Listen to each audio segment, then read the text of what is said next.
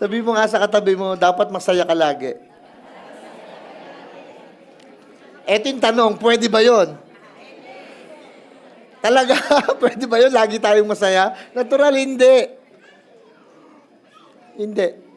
Pero pwede nating piliin na maging masaya. Dadating po talaga in time in our life na minsan talaga pong hindi kayo masaya. Yung magugulat ka, one time you wake up in the morning, niloko ka. You wake up in the morning, sunog yung bahay mo. You wake up in the morning, tanggal ka na sa trabaho, nawala yung wallet mo, naplatan ka ng gulong, at kung ano-ano pang mga bagay that will steal your happiness, but not your joy. They can steal our happiness from happenings, pero hindi po yung joy in our hearts. Hindi yung kagalakan sa puso natin na kayang nakawin ng Panginoon. Kaya pwede nating piliin yan. You can choose to be happy. Why? We always have this oil of gladness in us. Meron tayong langis ng kagalakan. Palagi kay Kristo, sa Panginoon. Para hindi nakabase po sa kung ano man yung nangyari kagabi, kahapon, or kahit kanina lang bago kayo pumasok sa lugar na ito, dala mo pa yung kabigatan minsan. Pero because we have this, what we call joy, which is not based on happenings, pwede mong piliin. Amen? Pwede kang ngumiti, pwede kang sumaya, kahit nasasaktan yung kalooban o may mga thoughts na alam mong hindi pa nare-resolve. But because of that joy, nagpupush sa atin to para maging malakas tayo. No wonder sabi ng Nehemiah 8:10, the joy of the Lord is our strength. Kaya daw nagiging strength kapag ka nag-recognize mo na mayroong joy si Lord sa buhay mo. So pinipili po talaga yon. Amen? O, masaya na ba kayo? Yes. Pwede natin piliin yan na sumaya na tayo. Kahit hindi talaga tayo kanina masaya, you can do that. You can do that. Amen? Pag-usapan natin yung panibagong pananaw sa sarili. Yun ang gusto kong makita niyo yung sarili niyo na ang goal ko, ang objectives ko, pag gumagawa ko ng mensahe, alam niyo kung hindi naman yung ano yung sasabihin ko eh. Ang pinanggagalingan ko, yung ano yung maitutulong ko sa mga tao, hindi yung ano yung sasabihin. Ano yung kailangan ba ng mga tao? How can I set you free? Una, from yourself. Pangalawa, from other people. Kasi madalas, yung lang iniisip mo sa sarili mo, problema na yun eh. Dahil di naman lagi maganda iniisip natin sa sarili natin eh. Ang pangalawang patong pa, yung iniisip ng iba sa'yo. Kaya doon ko kayo gustong iligtas. Una, sa sarili mo. Pangalawa, sa ibang tao. Dahil yung lang masama ang tingin sa'yo ng asawa mo ngayon, ang hirap ng kumilos eh. Yung lang galit sa'yo yung asawa mo, kapitbahay mo, yung ibang tao. Medyo alop ka na, ilang ka na eh. Iba pa yung laban sa sarili. Kaya gusto ko, ang goal ko, after this, you will come out in this room or in this place na you find ikaw yung total package. Sabihin nyo nga po, total package. Pag sinabing total package, kumbaga sa Miss Universe, beauty and brain. Hindi po pwedeng beautiful ka lang, tapos wala kang brain. Kailangan may brain ka din. Kailangan beautiful ka inside and out. Kumbaga, lahat ng aspeto. So, I want to talk about na ikaw yon. You are the total package. Sabi mo nga sa katabi mo, total package ka. Paano nangyari yon? Ano yung totality ng sarili natin? I want to talk about this, yung totality nito. Pakinggan nyo ito. Who we are in Christ, kung sino muna tayo kay Kristo. Hindi kung sino tayo sa sarili natin, or hindi kung sino kayo sa ibang tao. Kung sino tayo kay Kristo. Pangalawa, ano yung ginawa niya sa iyo? What He has done. Pangatlo, sino tayo naman sa ibang tao? Kaya yan tatlo na yan, that makes a totality of you. Yan tatlo na yan. Who you are in Christ, what He has done, and who you are to others. Totality ng pagkatao mo dapat yan. Hindi po pwedeng who you are to other people lang. Baka to other people kasi mayaman ka or mahirap ka. Guwapo ka or pangit ka. Bobo ka o matalino ka. Maaaring yun ang magiging pananaw nila sa iyo eh. Or pananaw mo actually sa ibang tao. Kaya importante malaman what makes you this totality. Ano yung kabuuan ng pagkatao natin para hindi tayo na i-insecure, hindi tayo nalilito, naku-confused, naku-curious na ano ba to? Ano ba talaga tingin ko sa sarili ko, tingin ng iba o paano ko sila tatanawin? Lalo kasi bagabata pa lang hanggang sa lumalaki ka, yung environment mo, yung lifestyle mo, yung upbringing mo, yung experiences mo, nag-collectives na yan eh. Sama-sama na yan ang mga tinuro sa'yo eh. Kaya kung ano yung mga narinig mo tungkol sa sarili mo, i-apply mo. So what you think you live and you believe. Ang nangyayari. Kaya importante itong pag-uusapan natin. Nung dumating si Christ sa buhay natin, may magandang verse, tingnan nyo, 5:17 ng 2 Corinthians. Kaya nga, kahit sino daw, if anyone is in Christ, ang sino mang nakikristo, magkakaroon ng bagong creation. Ibig sabihin, yung pananaw mo sa mundo mag-iiba. Bukod sa ikaw. Sa akin, mas better yung translations na isang na you will have a different perspective. Instead, aside from, you become the new creation. Ikaw yon. Kasi minsan madidisappoint ka dun sa mga tao kung minsan eh. Ba't ganun? Born again na, pero ba't ganyan pinagagagawa? Ba't ganyan pinagsasasabi? Akala ko ba new creations na yan? Parang dinosaur pa rin eh. Parang old creation pa rin, Jurassic pa din ang ugali eh. So para mas at least gumaang yung kalooban mo, ang ibig sabihin, ang sino mang nakikristo, nagkakaroon siya ng panibagong creation. Nagkakaroon siya ng panibagong pananaw, panibagong pag-handle ng emosyon, panibagong pag-handle ng kanyang isip, panibagong pag-handle ng, gusto mong sabihin pero hindi mo nasasabihin. Iba na kasi yung mundo mo. Hindi ka na magagalitin, hindi ka na kuripot, hindi ka na pikon, hindi ka na mababaw, hindi ka na adik. Nagbabago yung mundo. Hindi lang ikaw, pati yung pananaw mo sa mundo. Kasi baka mamaya, pwedeng nagbago ka, kaya lang yung iba, hindi mo nakitang nagbago, maapektuhan ka pa rin. Kaya dapat, alam mo, pagdating ni Kristo, nagbago talaga yung world natin. Nagbago talaga yung mundo natin. Amen! Kaya sabi Lord, hindi na kayo makamundo. You are not from this world, from this creation. You are, doon na raw tayo in heaven, in eternity. Hindi na daw ito yung citizenship natin. Your citizenship is in heaven. Ang mundo natin ngayon, hindi na physical lang. Meron na tayong spiritual world. Amen! Kaya wag niyong masyadong pinaglalaban-laban yung mga kaperasong lupa, nang aaway kayo. Alam niyo, pagkatapos ng sunog, ang matinding issue sa mga nasunugan, kanya-kanyang sukat yan, no? Pagka lumagpas ka na ng konting ganun, tatagain ka na. Yung konti lang umusog, away na yon. Kasi nga, sukatan yan eh. Kanya-kanyang tusok yan eh. Na nakalimutan natin, hindi ito ang mundo natin. Amen? Ang mundo talaga natin, actually, spiritual, eternal. Why? What you see are temporary. What you don't see are eternal. Okay? Go on that side. Kala ko, mga bata lang, teenager, ang nagtatanong, nalilito, kung sino talaga sila. Ano talaga yung formang gagawin niya? Ano talaga yung identity niya? Sino ba talaga ako? Ano ba talaga? Ba't nalilito ako? Hindi ko nang alam kung kilala ko pa ba yung sarili ko. Yung bang questions na, who am I? Sino ba ako? Kala ko questions siya ng mga bata lang, yung pala questions siya ng buong mundo, ng humanity. Hindi lang ng teenager, it's a human questions na dapat nalalaman natin. Bakit, Pastor? Di ba the world defining us in our appearance, achievement, profession, popularity?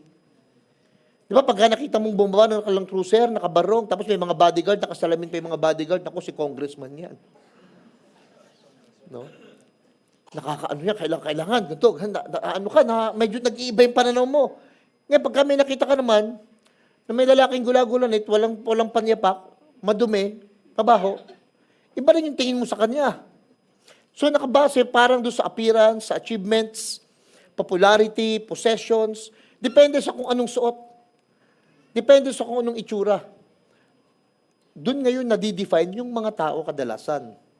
Doon ngayon sila nagkakaroon ng pananaw na, eto yan, o eto itong isa. Kaya umpisa pa lang, alam niyo ho, sinanay ko na yung mga workers and volunteers natin na walang special dito. Hindi dahil maganda damit mo, kailangan ang upo mo sa unahan. Hindi. Kahit sino pwedeng umupo. For example, Pastor, teka, linawin ko lang. Alam mo bakit minsan walang tao doon sa pangalawa? Kasi bantay naman yun, baka mamaya biglang may mangutos kay Pastor Herbie habang nakaupo. Mga protection din yan kahit papano. Pero, wala ditong special chair. Wala dito yung mga malakas magbigay, dapat nakatapat sa aircon. Walang ganun dito. Lahat, mayaman, mahirap, bungi, may ngipin, kuba, diretso, bata, matanda, pare-parehas na special. Amen? Walang yung pinapaanuhan lang, yung mga special. Hindi, pansinin nyo po, lahat ng papasok sa gate, ino-honor natin. Lahat ng papasok, talagang kakamayan mo, kakausapin mo. Walang yung pagkamaganda lang damit, yun lang yung kakausapin mo. Hindi po. Kahit ano pa yan, may libreng coffee. Kahit walang pera, may libreng coffee. Amen? Sabi mo sa katabi mo, special child ka talaga. Special ka, special. Huwag yung dagdagan ng child, special. Your identity is not found in what you do, or cannot found in what you do, but in what Christ has already done. Dapat malagyan natin sa isip natin yon. Hindi dahil nagawa mo yon, yun ka na. Kaya kung kayo pumalpak sa anumang kasalanan, huwag mong akuin na yung ka. Huwag mong gagawin ganon. Nahulog kayo sa anumang klaseng kasalanan, huwag niyong aanuhin na ganito na talaga ako eh. Kasi doon ako nagkamali. Kaya kayo, huwag niyo rin i-judge yung mga tao, nagnakaw lang, magnanakaw na yan kahit kailan. Nagkamali lang, talagang kada makikita mo, maalala mo yung pagkakamali niya. Doon din tayo nagiging malupit minsan sa kapwa-tao natin eh. Sa mga taong nagkamali, kada makikita mo, mali niya naiisip mo, mali yun eh. Pag may nakikita kayo mga taong nagkamali, huwag laging mali niya naaalala mo. Hanapin mo naman minsan, yung mga bagay na naging, baka nga yung mali na yun, 30 years ago pa, 20 years ago pa, pero natatandaan mo, ikaw na yung mali. Amen? Hanapin naman natin yung tama. O sabi mo naman sa katabi mo, may tama ka. Hanapin naman natin yung tama sa kanya. Ano yung mga tama niya? May mga pagkakamali talaga tayo, pero may tama yan. Why? Because until you know who you are in Christ, you will always have to prove who you are to the world. Hanggat di mo nakikita kung sino ka kay Kristo sa pananaw niya sa'yo at pananaw mo sa Kanya, lagi ka na lang may patutunayan sa ibang tao. Kahit ngayon mag-asawang matagal nang nagsasama eh. Pagka ang tingin mo yung mali niya from the past, hindi kung sino siya kay Kristo, lagi niya kailangan patunayan eh. At nakakapagod kaya yung lagi may pinapatunayan. Nakakapagod yun. So don't try to always prove yourself who you are to the world. Kailangan una, malaman mo, ikaw sa sarili mo at sa ibang tao, kung sino talaga tayo kay Kristo. So, 3 bagay. Number 1, who we are in Christ. Yan. Diyan tayo magsisimula. Sino ba tayo kay Kristo? Alam nyo, may isang translator ng Bible, si Eugene Peterson, ang ganda ng sinabi niya. Sabi niya, in Christ, we discover not only who God is, but who we are meant to be. Kay Kristo daw, natuklasan natin kung hindi yung kung sino lang talaga tayo, pero bakit tayo nilalang? Para kanino ba tayo? Ano yung meaning natin mismo? What we are meant to be. You are meant to be what? Meant to be kind, meant to be loving, meant to be forgiving, meant to be blessed, meant to be healed.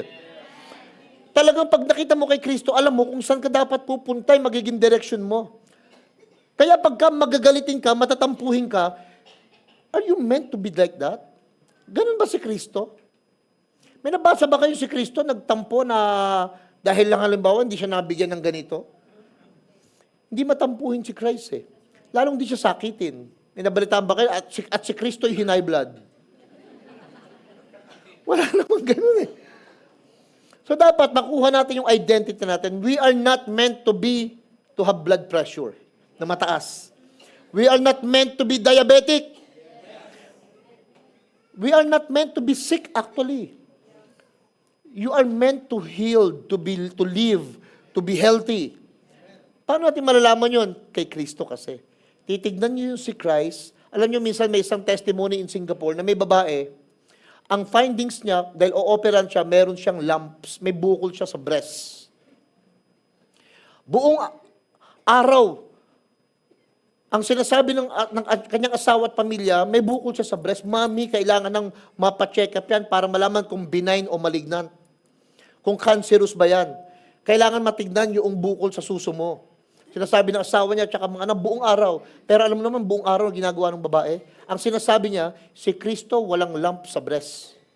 Si Kristo healthy, so am I. Yun lagi sinasabi niya sa isip niya, tapos sinasabi ng bibig niya. Nung check na siya, tinignan, lahat, mula sa ultrasound, everything. Walang makitang lump sa kanya. After ng second opinion. Well, kasi nakita niya si Kristo. And it reflects Christ in His life. Sabi niyo nga po, like father, like son. Anak kayo ng Diyos. Naniniwala ba kayo doon? John 1:12. Yet all who did receive Him, those who believe in His name, He gave the rights. Alam niyo yung right, karapatan. Hindi privilege. He gave you the right to become the children of God. Kaya ako, ang tingin ko sa mga tao, anak po ng Diyos yan, kahit ano pang religion niya. Basta ang tingin ko sa kanya, hindi siya naniniwala. Basta ako, naniniwala ako. Na ano, kaya hindi niya lang alam. Kailangan lang, parang lang siyang anak na naglayas, hindi niya alam sino tatay niya. O napaampun sa iba. Napagkamala na yun ang tatay niya. Anak yan ng Diyos. Yung mga taong kinagagalitan nyo at kinaiinisan nyo, to be honest with all of you, they are children of God. Kaya irespeto at mahalin natin. Amen? Ang identity natin, hindi galing sa mga followers, sa mga friend or family expectation. It comes from our Father. Sabi niya, from the Father in heaven, who gets all the names daw ng mga tao sa creations. Ang identity natin galing sa Ama natin. So, hindi ka lang create ni God, ikaw pa'y anak ni God. Alam niyo kung may isang identity, ang Panginoong Yesus, sinabi niya sa mga tao, anak siya. Anak siya, hindi alipin siya. Maraming tao ang i-identify kayo as a servant. Okay lang naman yun because we love to serve. Pero maganda, you are a son who love to serve. Not as a slave. Pero yung iba, gagawin yung paglilingkod nila parang alipin. Dapat yung paglilingkod natin bilang anak. The most important thing, actually, about you is not what others say about you, but what God says about us. Marami na pong sinabi ang tao sa inyo, kung ano-ano. Ang dami-dami na. Sinabihan kang buwisit, walang kwenta, hindi ka mahalaga, pangit ka, bobo ka, mahina ka, sakitin ka. Wala kang pupuntahan, wala kang direction, walang mapapala sa buhay mo. At kung ano-ano pang mga negative, masasakit, na dinala mo mula pagkabata, o dinala mo, itinampo mo ng ilang taon na, dahil sinabi ng taong yun sa'yo. Pero kaya nagkaroon ng gravity at bigat yun kasi nga pinahalagahan mo. Pero kung ang pinahalagahan mo yung sinabi ng Panginoon, hindi ka na maaapektuhan nun kahit sinabi pa ng kung sino man. Minsan di mo kailangan magpa-check up sa psychologist eh. Ang kailangan mo lang, yung sarili mo, makita mo yung value ng sinabi ng Panginoon kaysa sa sinabi ng mga tao sa iyo. Amen?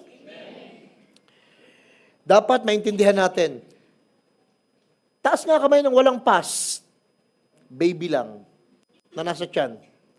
Pero tayo lahat may nakaraan. Kaya huwag kayong magmalaking wala kayong mali ng mga nakaraan. Lahat tayo may past. Pero ito dapat maintindihan natin, you are not defined by your past, but by God's purpose. Dapat maintindihan natin, hindi yung past ang nagsasabi kung sino tayo.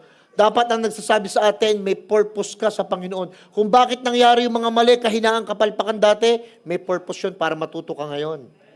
Amen? Kung bakit ka nagkasakit, nawala, natanggal sa trabaho, may purpose ka. Hindi ibig sabihin, nagkasakit ka, ang dami mo nang nawala sa buhay. Ang nagpapahina sa atin minsan yung mga insecurities na dahil na-miss natin, hindi natin mababawi. Tandaan nyo, lahat ng mga bagay na nawala, pwedeng ibalik ng Panginoon 7 beses pa. 7 times pa. Kahit nga influence eh. May restoration plan si Lord. May redemption plan si Lord. He knows how to bring it back sa atin ng much better than before. Kaso kailangan natin ma-realize yun. Na ang Panginoon, ganun siya. Kaya lang yun nga, pipiliin mo talaga yun. Natignan, pakinggan yung sinasabi ng Diyos kaysa sa sinasabi sa iyo ng ibang tao. Tanggapin nyo ito. We are forgiven and free. Pinatawad tayo, pinalaya tayo. Yung iba, alam niyong pinatawad siya, pero hindi naman pinalaya. Kaya dapat magkasama yung dalawa na yan. Romans 8:1, there is therefore now no more condemnation ang lahat ng nakay Kristo Jesus. Wala nang judgment. Ang lahat ng nakay Christ Jesus. Kumbaga, kung hinahatulan mo pa yung sarili mo, sa lahat ng bagay na nagawa mo at gagawin mo, ano na lang ginawa ni Kristo? Nagko-conflict. So whatever happens, lagay mo na sa sarili mo, pagdating kay Christ, I am forgiven. So you are not your mistakes. And you are not your failures. Lagay niyo sa puso niyo yun. Nagkamali ako, pero hindi ako pagkakamali. May mga mag-asawa na hindi kasal, nagsama sila dahil nabuntis yung babae. Yung baby na yon, maaaring pagsasama nila pagkakamali, pero yung baby po, hindi pagkakamali. Amen? You are not a mistake. You are not your mistakes. You are not your failures. Yung pagkakamali mo, kapalpakan mo, kahinaan mo, wag mong personalin yon. Wag mong gawing ikaw mismo yung buong pagkatao na yon. Kasi yun minsan na nagpapahirap sa atin. Actually, sa totoo lang, hindi lang in-erase ni Lord yung past, binigyan ka pa niya ng bagong beginning. Hindi lang tayo, pag pinatatawad ng Panginoon, pinalilimot yung nakaraan, o binubura niya, binibigyan niya tayo ng panibagong buhay para makapanimula uli. Amen? Kahit nga yung santo, sabi ni Oscar Wilde, every saint has a past, pero every sinner has a future. Lahat ng santo, may mga past yan. Pero lahat naman ng makasalanan, may future yan. Sabi mo sa katabi mo, may future ka pala. Kaya lang, alam nyo mangyayari, don't let the enemy remind you of the past. Why? God has already forgiven. Kaya alam nyo, tingin kayo kay pastor, huwag nyo nga pinagchichismisan yung mga kasalanan ng mga tao na matatagal na. One time, alam nyo, may kinuwento si Jerry Isabel at si Kenneth Copeland. Habang magka-classmate sila sa Bible School, nasa loob sila ng kotse, and then, sabi ni Kenneth Copeland kay Jerry Isabel, pinag-uusapan nila itong isang kapatid na ganito yung ganyan, may ginawang mali, may ginawang ganyan, pinag-uusapan nila, that brother so-and-so did this, did that talaga? Oo, ganyan. So, hindi lang pala mga babae marites. Pati itong mga lalaki, minsan nga, yung mga lalaki pa chismoso, ha? Nag-uusap yung dalawang lalaki, pinag-uusapan nila ito. Alam mo, maya-maya tumahimik na sila. Biglang nagsalita ang Holy Spirit in their hearts. Alam mo, sabi ni Holy Spirit, sinungaling ka. Sabi kay Kenneth Copeland, you're liar. Tanong siya kay Lord, anong I am liar? You lied. Tungkol ba ito doon kay brother so-and-so? Para tinatanong si Holy Spirit, is this about the brother so-and-so? Sabi ni, anong lie? Ito totoo naman. Alam niyo ba sinabihan siya ni Holy Spirit na nagsisinungaling siya? Come on, look at me. Tingin kami guys. Tingin kayo dito. Kaya sinabihan siya, nagsisinungaling siya, kasi sabi ni Holy Spirit, yung ginawa ng lalaking yun, pinatawad ko na, nilinis na siya ng banal na dugo, kinover na ng blood of Jesus. So yung sinasabi mo, hindi na totoo, pinatawad na kasi ni Lord. Kaya pag may pinagchichismisan kayo, na mga kasalanang matagal na, pinatawad na yun ni Lord. Anong gagawin mo? Tanggapin mo na lang na maaaring nagkamali siya noon. Hindi na ngayon. Eh yung iba, kahit 10 years na, alam ko karakas niya, alam ko baho niyan. Baka hininga mo mabaho. 10 years na yun eh. Ang tagal na yung kasalanan na yun eh. So, wag nang pagchismisan. Amen. Why? We are chosen and loved. Pinili tayo ni Lord kahit mali tayo. Pinili tayo ni Lord kahit palpak tayo. Minahal tayo kahit marumi tayo. Niyakap tayo ng sukdulang biyaya ng Panginoon. Tapos ikaw, hindi ka makapagpatawad. Tapos tayo, hindi natin magawa yung ginagawa ng Panginoon sa sarili natin, hindi natin magawa sa ibang tao. Kailan yun, pastor? Pinili ba tayo nung magbago tayo? Niyakap ba tayo nung maglinis na tayo? Tingnan yung Efeso 1:4. He chooses us before the creation of the world to be holy and blameless in His sight. Before, wala pa po yung mundo, naisip na ng Panginoon na you will be blameless in His sight. Ang tindi nun. Naintindihan niyo ba yun? Kahit may mga alam niya nang magagawa kang mali, pero ang tingin ng Panginoon sa iyo, blameless. Ang tingin ng Panginoon sa iyo, anak. Hindi perfect, pero blameless. Bakit blameless? Nisip ko yun eh. And there's something to be blamed. Una kasi, kanino ba tayo nagkakasala unang-una bago sa tao? Sa Diyos. Eh kung mag-decide ang Panginoon na I don't want to blame you, ano magagawa mo? Ano magagawa mo? Yung ibang mga tao, i-blame ka si God, pag tinanong mo siya, ayoko siyang i-blame. Ano magagawa mo? Ayoko siyang singilin sa utang niya. Ako naman mananagot nun eh. Kanino man mananagot ang Diyos? Sa sarili niya. Eh ang desisyon ng Panginoon, huwag kang i-blame. Kaya kung bine-blame ka man ng mga tao sa kasalanang tapos na, huwag kang mag-alala, hindi ganun si God. Amen? Si Lord, hindi kanya bine-blame, hindi kanya sinisisi lagi. Ang lagi naninisi lang yung katabi mo. Si Lord, hindi. Ganun tayo kamahal ng Panginoon. Palakpakan natin si Lord. Hindi tayo random, hindi tayo accident. You were chosen before you were born. alam mo yun, hindi talaga yung biglang nangyari itong lahat ng ito. Alam ko, we are in His divine plan. Nasa divine plan tayo ng Panginoon. Kaya lang inisip ko, di ba ang minamahal yung kamahal-mahal?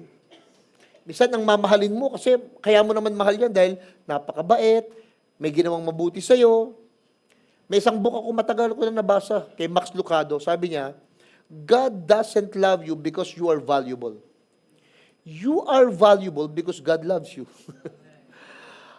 Alam niyo ba bakit kayo mahal ng Panginoon? Hindi dahil sa mahalaga kayo. Mahalaga ka. O hindi dahil mahalaga ka, kaya mahal ka ng Diyos. Mahal ka ng Diyos, kaya naman napakahalaga mo. Kaya huwag natin saktan yung isa't isa. Huwag nating disqualify ang isa't isa. Huwag nating pagsabihan ng masasakit yung isa't isa. Huwag nating bilangan, huwag nating... Ako kung yung mga tao, sinasabi ng mga tao, sa yun siya, okay, bigay ko yung kiliti mo. Alam mo, may magpapanggap, pastor ako, pero sa totoo, hindi naman siya pastor. Alam mo, sa loob-loob ko, okay, hindi kita i-disqualify. Di pastor ka, bishop pa, gusto mo eh. Walang problema, kasi ikaw naman yan eh. Pero I will never disqualify people. Sa bagay na gusto niya sa sarili niya. Kasi alam niyo ang Panginoon, ganun tayo kamahal. Hindi title, hindi position. Kung sinasabi mong nasa iyo ang Panginoon, mahalin mo yung tao, hindi title, hindi yung position. Ngayon, gusto niya ng position, di bigay mo sa kanya. Gusto niya ng title, di bigay mo sa kanya. Gusto niya siya yung leader, di ikaw na. Huwag na kayo makikipag-agawan pa sa mga title. Amen? Why? Si Lord, hindi ganun. Hindi siya after ng title, after siya sa iyo mismo. Tanggalin nga lahat ng meron ka, degree, title, position, anything, possession, treasures, damit, background, family, nation, ethnicity, everything. Pag tinanggal sa'yo, matitira sa'yo, ikaw mismo na hubad na mahal ng Diyos. Amen! Kahit anong mangyari, palakpakan natin si Lord. Pangalawa, una, who we are in Christ, ang isang part ng total package. Yung pangalawa, what He has done for us. Ano ba yung ginawa ng Diyos sa atin? Bakit nakukumpleto tayo yung pagkatao natin? Alam niyo yung cross, yung crucifixion, ako hindi ako masyadong affected niyan eh. Mas affected ako na dahil dyan sa krus na yan, pinatay o namatay siya, ang mas powerful sa akin, yung binuhay siya ng Diyos. Sa akin, mas powerful yung resurrection eh. Mas powerful kasi hindi mo makokontra ng doctrine yon, ng religion, ng physiology o psychology o ng anumang philosophy. Paano mo ipapaliwanag yun na buhay na magmuli yung patay ng 3 araw? Well, it means, power yun talaga ni God, aside from any thoughts or any belief. Para sinasabi ng Panginoon, wala akong pakialam sa paniniwala mo. Ang mahalaga, bubuhayin ko yung anak ko. Kaya kahit di ka naniniwala, maniniwala ka talaga eh. Kasi nga, paano papasubalian yon? Yung resurrection. And nangyari tayo, yung namatay, madaling ano yun eh. Lahat naman pwedeng mamatay. Tingnan mo yung katabi mo. Gusto niya na ba? Lahat na pwedeng mamatay, pero hindi lahat pwedeng mabuhay. Amen. Lahat pwedeng mapako sa krus. Actually, hindi naman si Christ. Thousands of people. Why? Kasi yun yung way ng Roman for punishment. Sandamakmak yung pinako sa krus. Kaya hindi yun ang powerful. Pero hindi sandamakmak yung nabuhay. Sa patay, si Jesus lang yun. Amen? Why? Ganun pinatutunayan ng Diyos yung pagmamahal niya sa atin. Para pag tayo namatay din, wag naman sana mamaya, pag tayong lahat namatay, muli tayong bubuhayin din ng Panginoon. Yun ang pag-asa natin. Halimbawa, talaga wala na talaga, namatay na talaga, pero nagdasal, lahat, everything ginawa mo. Namatay. Malungkot ng konti, pero sumaya ng sobra na rin. Andiyan eh. Tapos na eh. Wala ka nang babayaran, wala nang kasi alam mo naman, nabubuhayin naman siyang magmuli. Ang nagsalita ng Panginoon, John 11:25. Sabi niya, don't you know that I am the life and the resurrection of life? Whoever died, mabubuhay siya uli sa araw na yon. Mariresurrect uli. Ang ginawa ng Panginoon, niligtas tayo. Sabi mo sa katabi mo, save ka na. Ephesians 2:8 and 9. Basahin ko sa inyo yung verse. It is by grace you are saved. Through faith.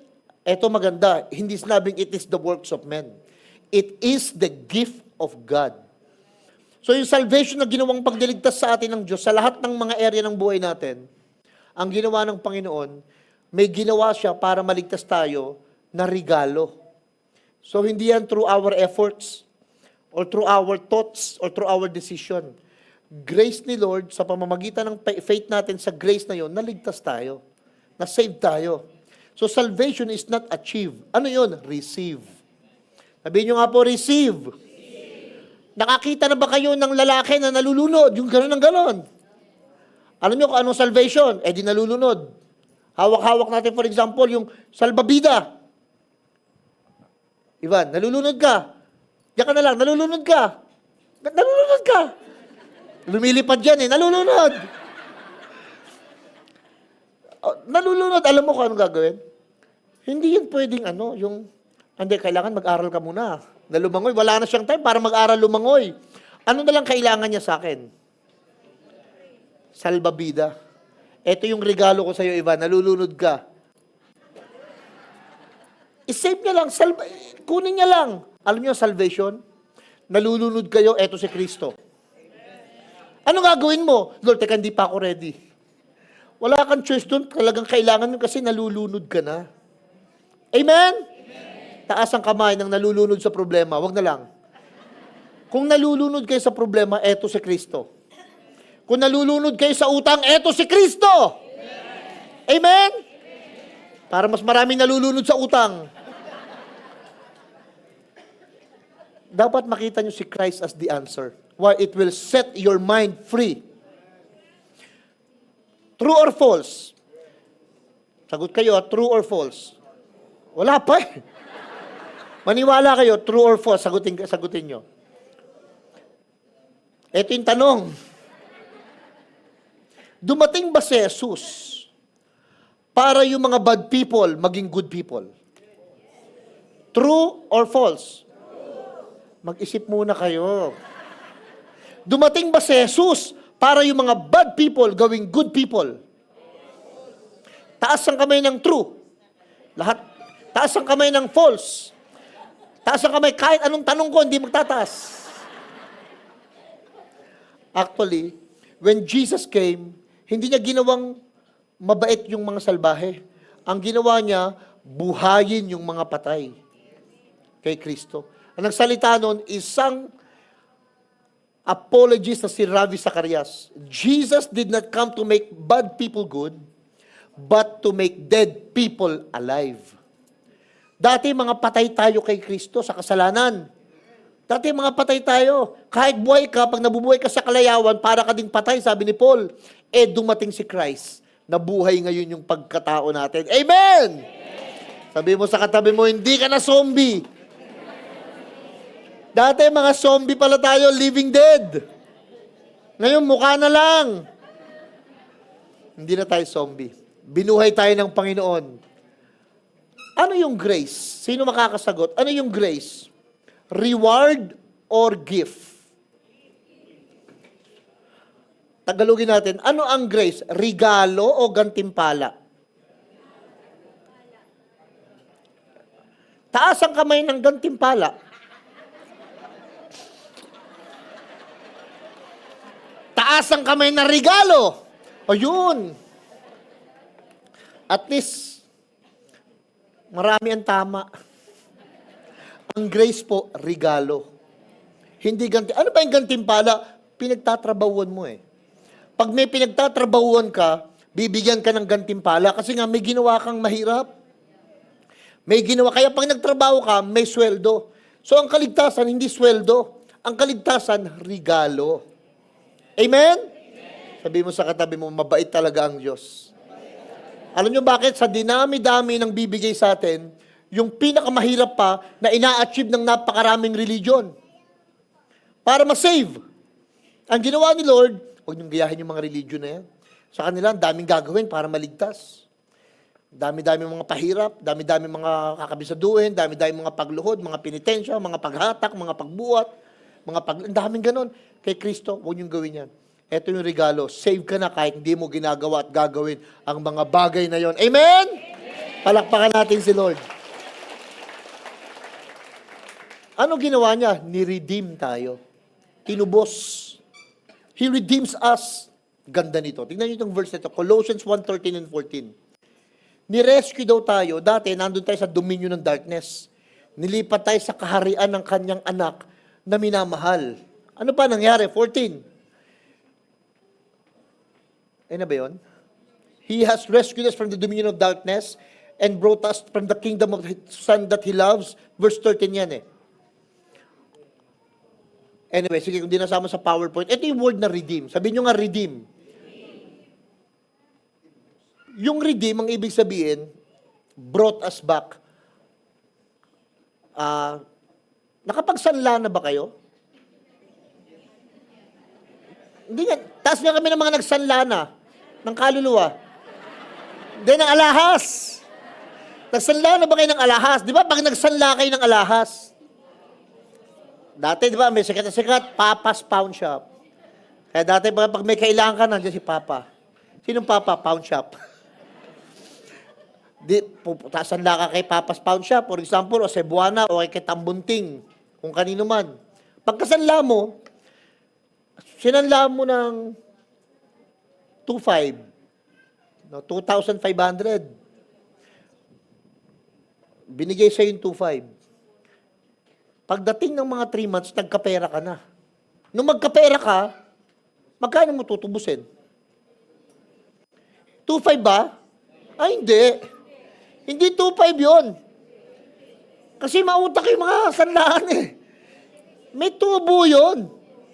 Pag tutubusin mo na, hindi na 2,500. Baka nga 3,200 na yun eh, pag tinubos mo. Or 3,000 na siguro, o kung ano man, di ko alam eh. Pag tinubos mo, may tubo na. Alam mo yung ibig sabihin ng redemption? Ganito yung redemption. Ang redemption, not only to brought us back, ang ginawa, nakasanla, for example, tayo. You know, sa anumang klase ng kautusan, although di tayo under nun. Nakasanla, for example, yung ating mga kinabukasan, yung ating pagkatao na lang, for example, sa mga lahat ng pahirap ng mundo, nakasanla. Nung dumating si Kristo, alam nyo kung anong ginawa niya?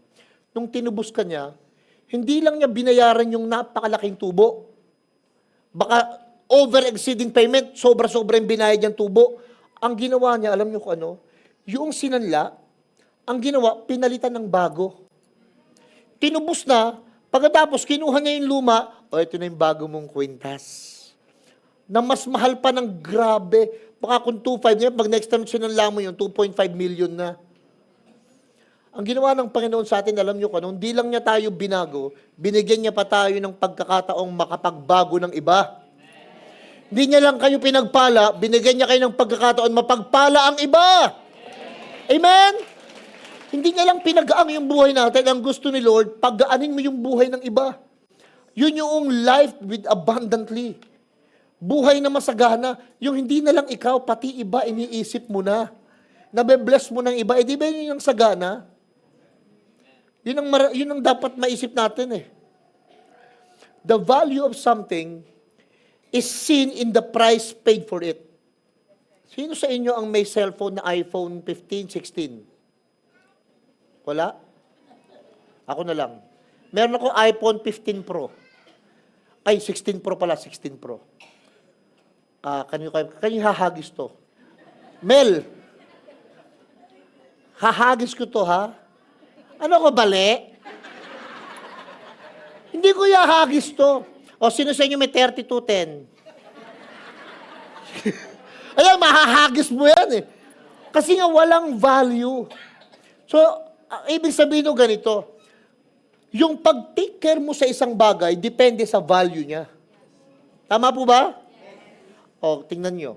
Gaano kahalaga sa yung mga asawa mo, yun ang value niya sa'yo. Pag tinitake care mo ng sobra yung asawa mo, ayaw mo siyang masaktan. Ayaw mo siyang nahihirapan. O kasi yun ang value niya sa'yo. Pero pag wala kang pakialam, habang nagpapahinga ka, maglaba ka, at habang naglalaba ka naman, mamalansya ka, ibig sabihin, you are not showing the value of the person. Para malaman mo kung gaano kahalaga yung tao sa'yo, pinoproteksyonan mo eh. Gusto niyo malaman kung gaano kahalaga yung katabi mo? Namatay si Jesus para sa kanya. Amen! Ibig sabihin, grabe yung pagpapalaya na gagawin sa inyo ng tao kapag alam niya na mahalaga ka eh. Sana ko makita natin yung kahalagaan natin sa Panginoon. I pray na makita natin na napakahalaga ng bawat tao. Let me close in this. Para mabuo yung total package. Who we are to other people. Ayan na. Ayan na. Sabi mo nga, ayan na.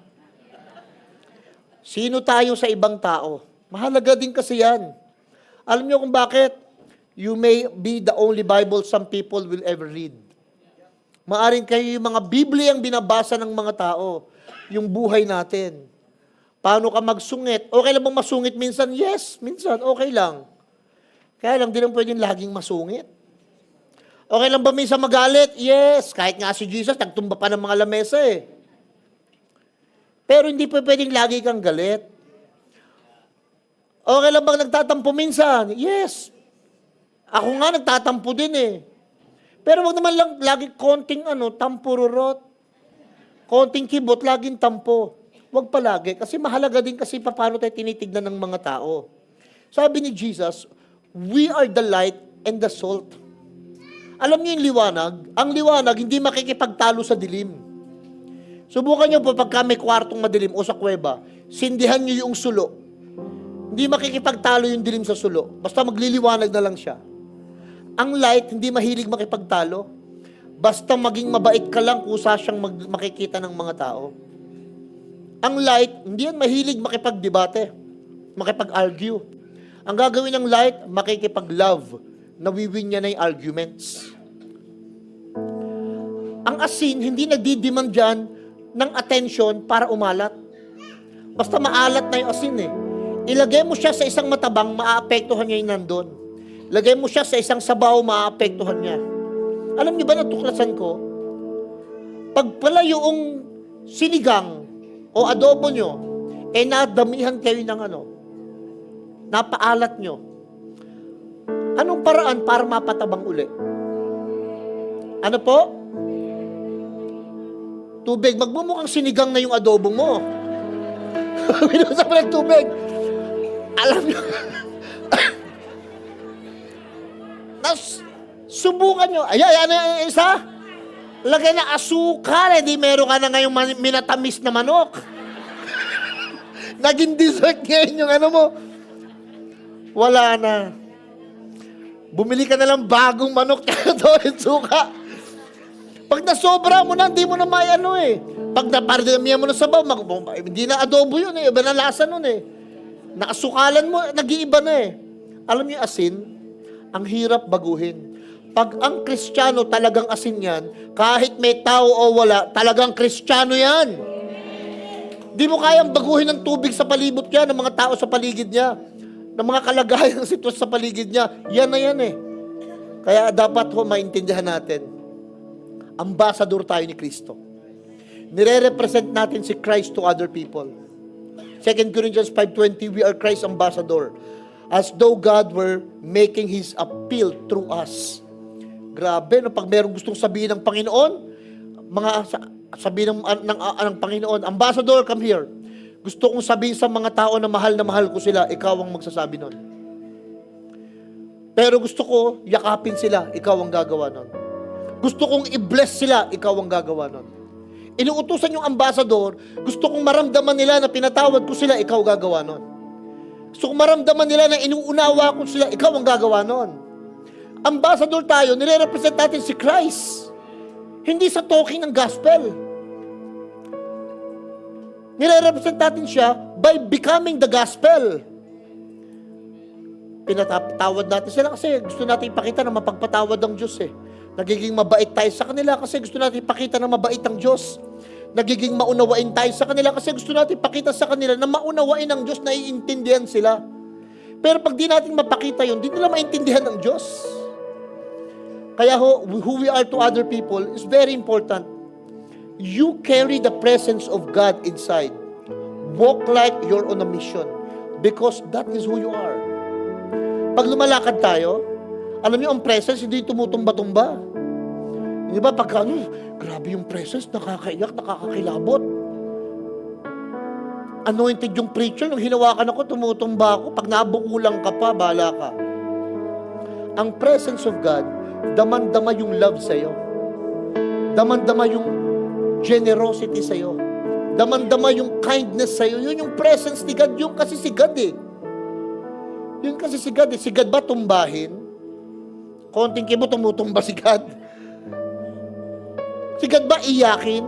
Konting kibot na iiyak. Hindi naman gano'n eh. Ang presence ni God, alam nyo kano, para malaman nyo nandun siya. If there are 2 or 3 gathered together in my name, I am in their midst. Pag naramdaman mong nandun si God, yung mga tao, they are falling in love with one another. Nandun si God. When people are forgiving, nandun si God. When people are giving, nagbibigayan sila, nandun si God. Kaya hindi ako masyadong fan. I honor, I believe also sa mga na-slain, nagtatangs, naniniwala, ginagawa ko yun eh. Pero hindi ako fan masyado. Ang gusto ko hindi tumutumba, ang gusto ko tumatayo para magtayo ng nagtutumba. Yung mga bumabagsak, tinatayo nitong mga taong ito. Yung mga nawawalan, binibigyan nila. Tapos hindi lang isang tao ang nagpapatumba, tumatayo, lahat tayo. Nagpapatumba ng mga kaaway, ng mga bagay na nagtatayo, ng mga casting down all arguments, at kung ano-ano pa. Yun kasi yun, who we are to other people. Hindi lang yung pastor yun. Hindi lang yung mga kilalang mga evangelist yun. Tayo din ang nagkikarry ng presence ni God. Gusto ko makita niyo yung sarili niyo na anointed when you walk in love. Ang basis ko ng anointing is when people are walking in love. Yun ang anointed. Yun ang anointed. When people learn how to forgive, yun ang anointed. When people learn, pag naggagawa niya na intindihin yung katabi, yung asawa, yung anak, kahit naiirita, yun ang anointed. Yung kasi si Christ eh. Ang ibig sabihin kasi ng Mesias o ng Christ, the anointed one. At pag tinignan mo si Christ, He did not open His mouth. Pag tinignan mo si Christ, turn the cheek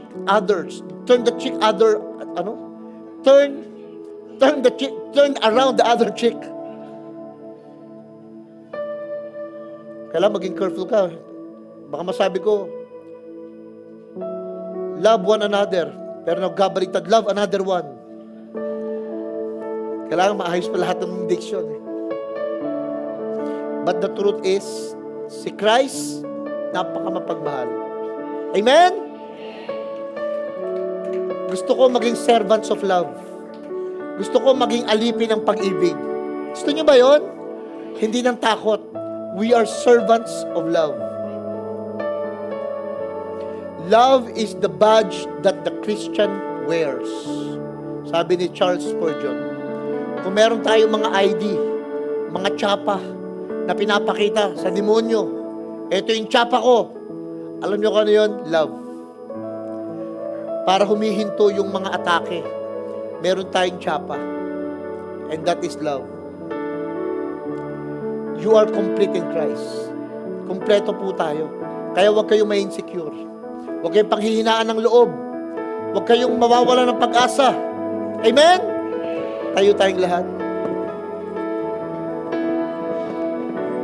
Hallelujah. Niyakap mo ako. Niyakap mo ako sa aking karumihan. Inibig mo ako. Sa sukdulang biyaya, grabe kang magmahal, Panginoon. Grabe kang mag-unawa sa amin, magpatawad sa amin. Grabe yung love mo sa amin, Lord. Grabe. Sukdulan talaga yung pag-ibig mo. Kaya naman nakakatayo kami ngayon, Lord. Hindi ng walang mali, hindi ng perfect, Lord, pero nakakatayo kami ngayon sa iyong biyaya. And for that, hindi naman namin titignan ng sarili namin at ibang tao. Para hindi kami judgmental, Lord. Umaba pa yung pasensya. Umaba pa yung pangunawa. At gumaling sa anumang karamdaman. Yung iba sa inyo, tingin kayo kay pastor, alam niyo iba sa inyo bakit may sakit? Kasi, there's something na dapat matagal nang napifix sa atin in our attitude and behavior. Sometimes sickness, dati di ako naniniwala sa mga ganto-ganto. Pero minsan, alam nyo kung ba't masasakitin talaga ibang tao? Kasi magagalitin. Ba't masasakitin yung iba? Kasi ma-worry, maalalahanin masyado. Eh ngayon, nare-realize na nila kung bakit yung cancer, lumalala. Dati akala blood sugar lang na kinakain. Yung pala, yung mga stress, yung mga masyadong daming worries. Kaya set yourself free. One time, meron akong pinag-pray na isang babae. Ang dami niyang mga problema sa buhay. Habang pinag-pray ko siya, may pinakita sa akin ng Panginoon na hose. Gripo, yung hose. No? At sa hose na yon, nakabukas naman yung gripo, pero pumapatak lang na gano'n. Kita ko may kamay na nakaganon, tapos pagdating dito, malaking bilog na. Lumulobo na yung hose, pero hindi sumasabog, pero pumapatak. Sabi ni Lord, that hand is her. Yung kamay na yon, yun yung kanyang worry. Yun yung kanyang mga takot, pangamba. Why don't tell her to let it go? Sabi ko sa prayer sa kanya, sister, mag-let go ka na. Huwag mo nang intindihin, huwag ka nang matakot, huwag ka nang mag-alala. And then, ginawa niya, yes, pastor. She cried a lot, tapos nakita ko uli in the imagination or in the vision, nag-release siya. Lumabas yung tubig. Shhh! Tuloy-tuloy yung lumiit, hanggang sa tuloy-tuloy na. And then, he called me up after 2 weeks. Sabi niya, pastor, tuloy-tuloy na po yung blessing sa buhay ko. Nawala na po lahat ng mga bagay na issues and concerns. Why? Because I learned to let go. And then, yung mga panahon na lagi siyang nagkakasakit, sumasakit yung likod, na-confine pa siya sa ospital. After that, when she learned how to let go, yung palang mga sakit-sakit na yon, bunga din ng mga thoughts and think in her heart. So, come on, let go. Taas yung kamay niyo kay Lord. Hallelujah. Lord, I let go. I release everything. All issues, all concern, I release it to you, Jesus. Yung mga takot sa pera, takot sa future, takot sa sasabihin ng mga tao, whatever things like this, Lord God, paperwork, cases, accusation, money, sickness, laboratory, CT scan, X-ray, everything, Lord God, finances, I let it go and I release it to you in Jesus' name, in Jesus' name, in Jesus' name. Hallelujah. Hallelujah. I release to you, Lord. I release everything to you. I release everything to you, Lord. Cast all your cares upon me because God cares for you. Give all your burdens upon me because I can lighten it. Come to me, those who are heavily laden, and I'll give you rest. Come. Lay it down. Release. Give it to Him. Thank you, Jesus. At binabalik namin sa iyo, Lord, ang lahat ng papuri, pasasalamat, at pagdakila. Sa pangalan ni Jesus, ang lahat ay magsabi ng Amen!